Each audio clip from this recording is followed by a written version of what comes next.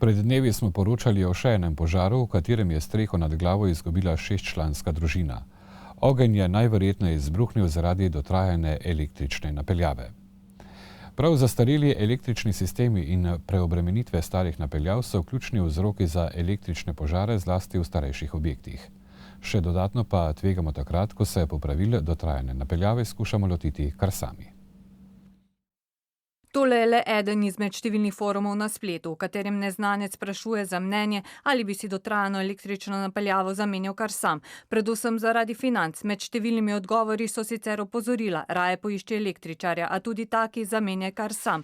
Odpravimo se v staro hišo, v kateri izučeni električarji ravno adaptirajo električno napeljavo. Največja nevarnost je vsekakor to, da je nestrokovne priklopljene oziroma preveč obremenjene inštalacije, ker pač vsak misli, da če je elektrika, se da tam priklopiti noter, ne zna pa seveda izračunati moči in pa rabe in presekov in zaščite, kar seveda posledično prinaša potem požare.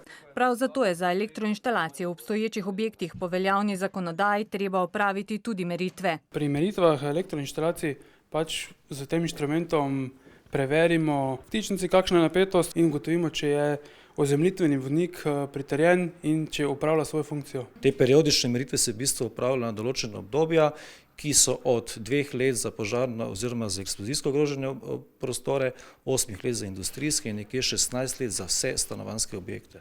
A v stanovanjskih hišah se zanje odločajo le redki, saj stane od 200 do 500 evrov. Kljub številnim požarom zaradi električne napeljave pa se varčuje tudi pri zavarovanju premoženja. Moram priznati, da se zavarovanci prevečkrat šele po nesreči, po požaru vprašajo, ali je zavarovano ali pa ne.